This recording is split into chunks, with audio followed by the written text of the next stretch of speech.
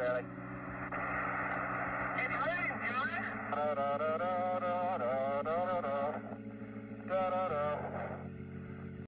If you still believe in the moon landing, you need help. Go to the moon in a nanosecond.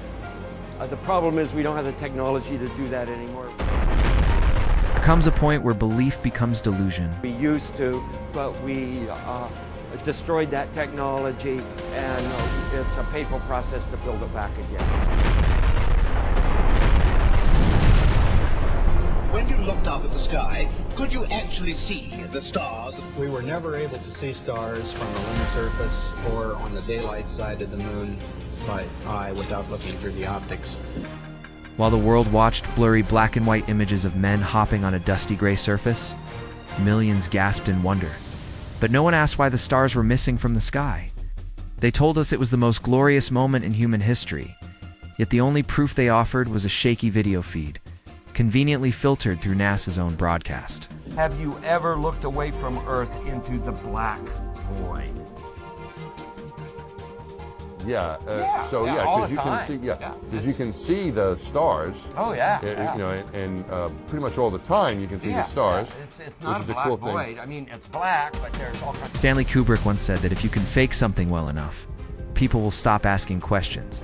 And maybe, just maybe, that was the greatest production of his life. Why has nobody been to the moon in such a long time? That's not an 8-year-old's question. So did they go, or didn't they? That's my question.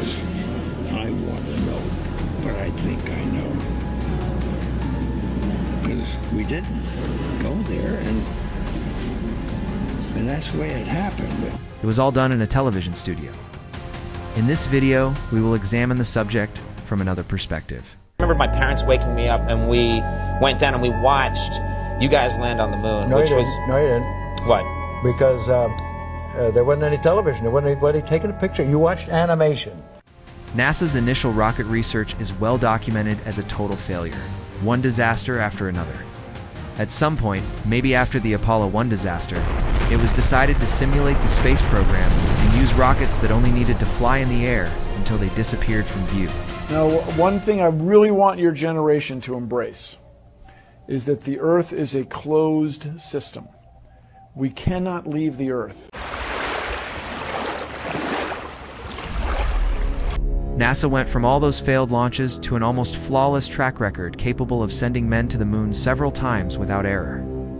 More than 55 years have passed since man supposedly set foot on the moon. But there are still reasons and arguments that make us doubt if that really happened. Next, we will review some of those issues that we must take into account. Why do you think there are almost no visible stars in the Apollo films taken on the moon? The answer is simple. Professional astronomers would quickly calculate that the configuration and distances of the star formations are incorrect, so they had to omit them to ensure they could maintain the lie. Why do so many NASA photos of the lunar landscape have non-parallel shadows? The shadows should run in the same direction, not form 2 or 3 different angles. That is an indicator of artificial lighting. The footprints are the result of weight displacing air or moisture between particles of dirt, dust, or sand. The astronauts left distinct footprints all around. But the lunar module's 4,600 kilograms thrust rocket left no crater underneath. It should have left a fairly large one. But in the images we see, it did not. Why does one of the rocks on the set have a capital C and a C on the ground in front of it? Could it be a prop? The Apollo 11 television images were terrible. The transmission quality became very good in the 5 missions that followed. Instead of being able to jump at least 3 meters high in 1/6 gravity, the highest jump was about 48 centimeters.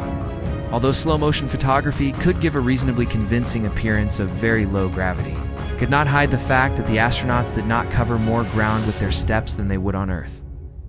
Presidents Gustel. Richard Nixon supposedly made a phone call directly to the astronauts on the moon.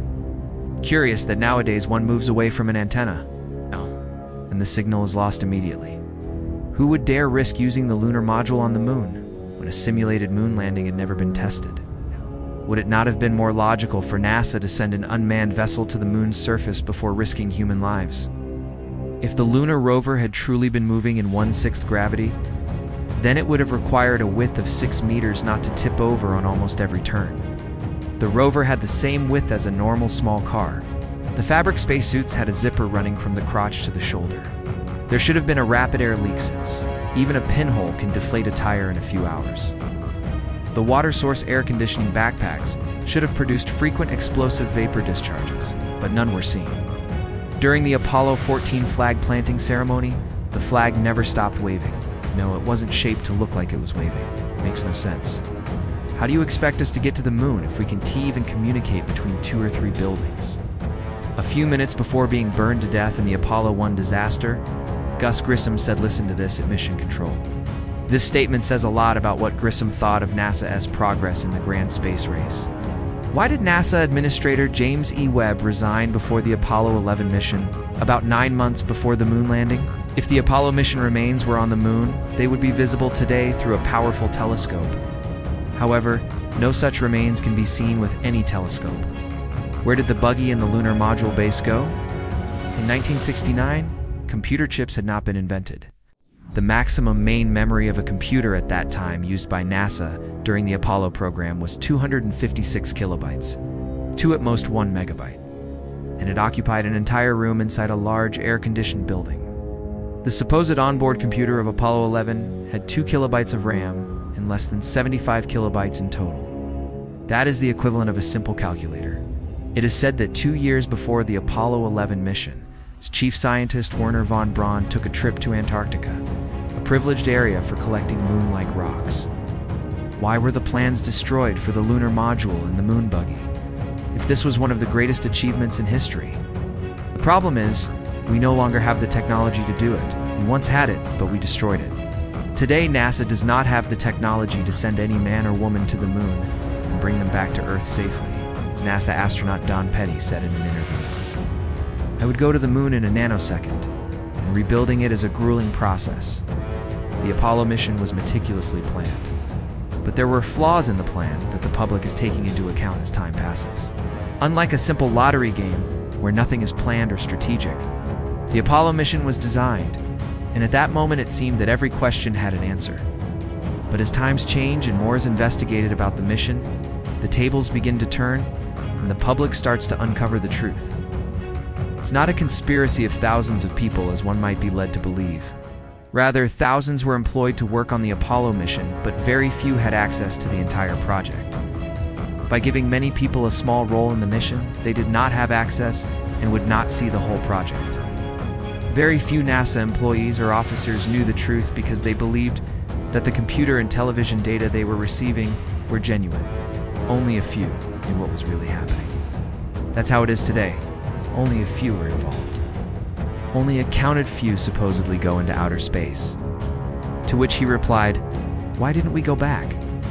If man succeeded so well in reaching the moon more than 55 years ago, today we live in a technologically more advanced world, and since the 1960s, no one has returned."